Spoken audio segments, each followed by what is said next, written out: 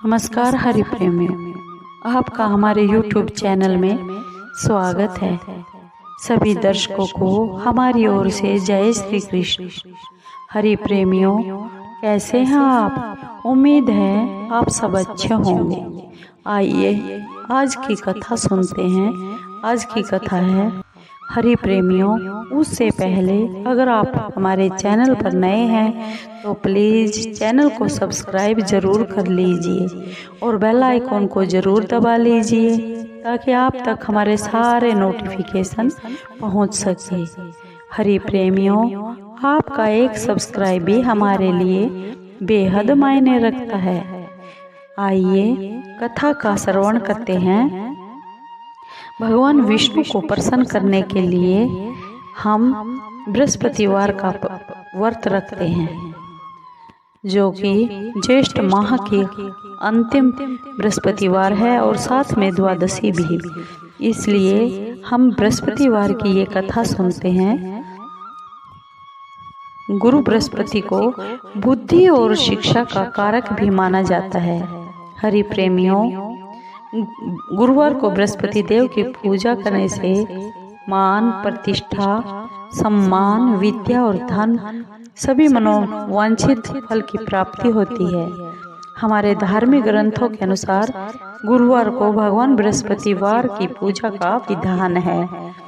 गुरुवार के दिन कथा और व्रत सुनने से घर परिवार में सुख समृद्धि आती है। और जो हरि प्रेमी इस उपवास को नहीं रख सकते, वो भी श्रद्धा से अगर बृहस्पतिवार की कथा को सुन लेते हैं, उन्हें भी वही फल मिलता है जो उपवास रखने वाले को। हरि प्रेमियों, इससे हमारी मनोकामना पूर्ण होती है। आइए व्रत कथा सुनते हैं। पौराणिक कथा के अनुसार प्राचीन समय में एक राजा था। वह बड़ा प्रतापी और दानी राजा था। वह हर गुरुवार को व्रत रखता था और दीन दुखियों की मदद करके बहुत पुण्य का भागी होता था। परंतु ये बात उसकी रानी को बिल्कुल भी अच्छी नहीं लगती थी। वह न तो उपवास ही रखती थी और न ही किसी दान पुण्य में भी विश्वास रखती थी। और इतना ही नहीं, वह राजा को भी ऐसा करने से हर रोज मना करती थी। एक बार की बात है, राजा शिकार खेलने के लिए जंगल में गए और घर पर रानी और दासी थी। उसी समय गुरु बृहस्पति देव साधु का रूप धारण करके राजा के राजमहल में गया और दरवाजे पर भिक्षा मांगने लगे। साधु ने जब रानी से भिक्षा मांगी तो रानी बोली, हे साधु महाराज, मैं इस दान और पुण्य के काम धंधे से बिल्कुल तंग आ गई हूँ। आप कोई मुझे ऐसा उपाय बताइए जिससे हमारा सारा धन नष्ट हो जाए और मैं फिर आराम से रह सकूं। इतना सुनकर बृहस्पति देव ने कहा, हे देवी, तुम बहुत ही विचित्र हो। ऐसा तो कोई नहीं होता। संतान और धन से कोई दुखी हुआ है कोई? अगर अधिक धन है तो इसे शुभ कामों में लगाओ, कुंवारी कन्याओं के विवाह करवाओ, बाग बगीचे का निर्माण करवाओ, विद्यालय खुलवाओ, जिससे तुम्हारे दोनों लोग और सुधरे।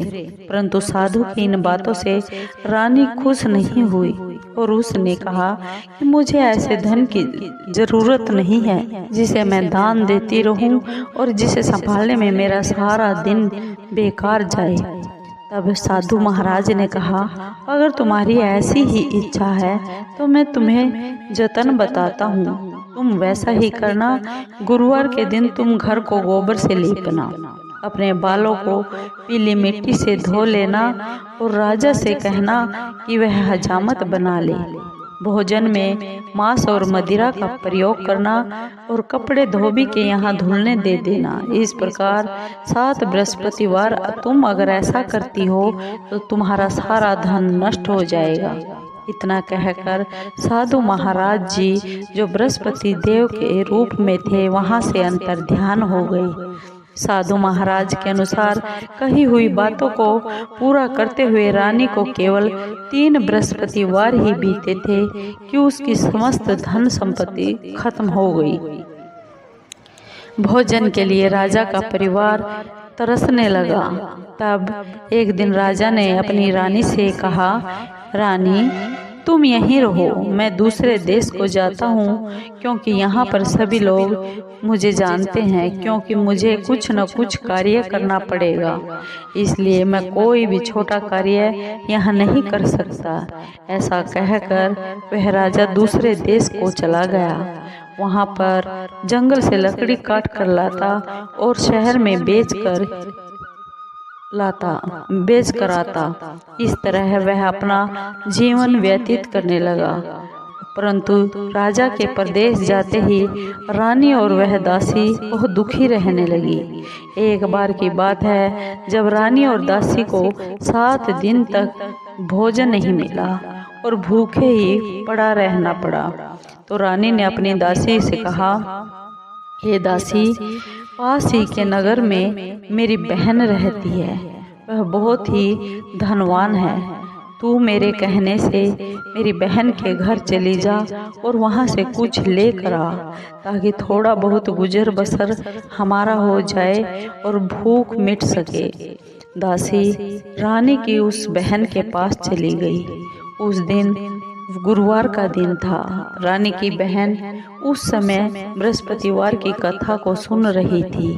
दासी ने रानी की बहन को अपने रानी का संदेश दे दिया और कहा कि तुम्हारी बहन ने कुछ न कुछ मंगवाया है और भूख से बहुत व्याकुल है।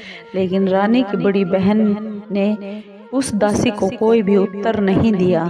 जब दासी को रानी की बहन से कोई उत्तर नहीं मिला तो वह बहुत ही दुखी हो गई और दुखी हुई उसे क्रोध भी आया।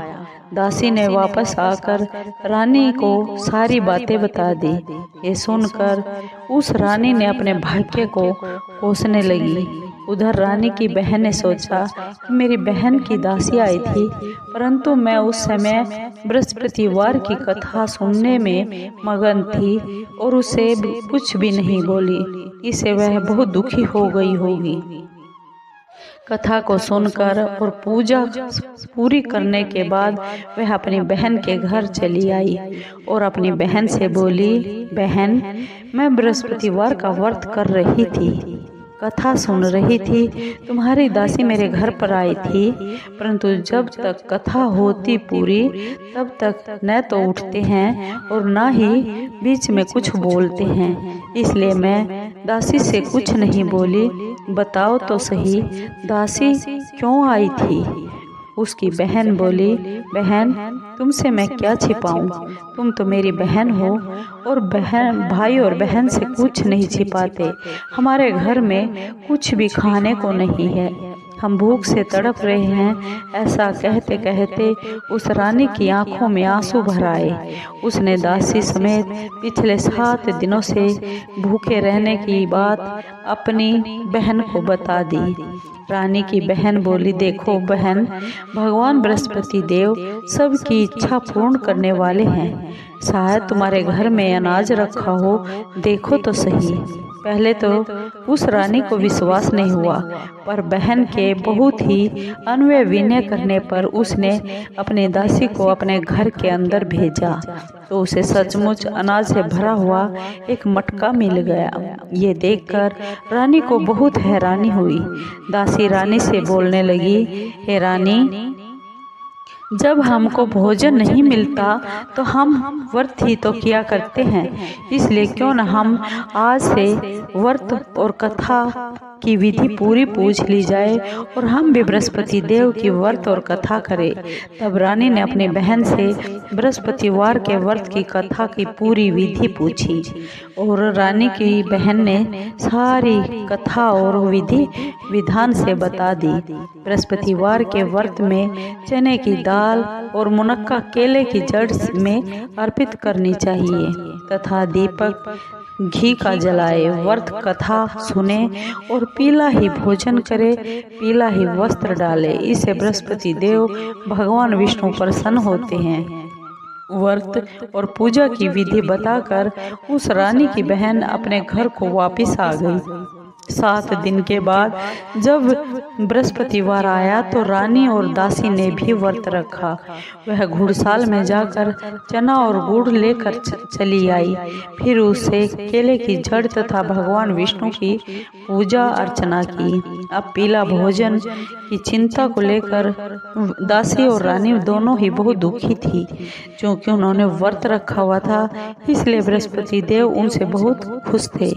वह एक साधारण आदमी का रूप धारण करके 2 थालों में पीला भोजन लेकर आए और दासी को दे गए। भोजन पाकर दासी बहुत खुश हुई और फिर रानी के साथ मिलकर शाम को भोजन ग्रहण किया। उसके बाद वह सभी गुरुवार को उपवास करती और पूजा करने लगी। बृहस्पति देव की कृपा से उनके पास फिर से धन आ गया, संपत्ति आ गई, फिर से टाट बाट हो गए। परंतु रानी फिर से पहले की तरह आलस करने लगी। अब फिर दासी बोली, रानी तुम पहले भी इसी प्रकार बहुत ही आलस करती थी और तुम्हें धन रखने में बहुत ही दुख होता था, कष्ट होता था। इस कारण सभी तो तुम्हारा नष्ट हो गया। अब जब फिर से बृहस्पति देव ने आप पर कृपा की है, फिर से धन मिला है, तुम्हें फिर से आलस्य होने लगा। रानी को इस प्रकार समझाते हुए दासी कहती है, बड़ी मुसीबतें आने के बाद हमने ये धन पाया है, इसलिए हमें कुछ दान और पुण्य भी कर लेना चाहिए। भूखों को भोजन करवा देना चाहिए और धन को शुभ कार्यों में खर्च कर देना चाहिए। इससे तुम्हारे कुल का यश भी बढ़ेगा और तुम्हें स्वर्ग की प्राप्ति भी होगी। तुम्हारे पितृ भी प्रसन्न होंगे। दासी की यह बात मानकर रानी अपना धन शुभ कार्यों में खर्च करने लगी। इससे पूरे नगर में उनका यश बढ़ने लगा। और बृहस्पतिवार व्रत कथा के बाद श्रद्धा के साथ श्री आरती की जानी चाहिए। इसके बाद प्रसाद बांटकर उसे स्वयं भी ग्रहण करना चाहिए।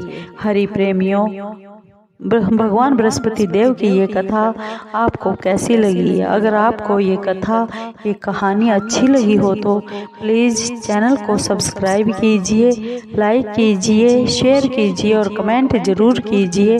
और भगवान बृहस्पति देव सब पर अपनी कृपा बनाए रखे।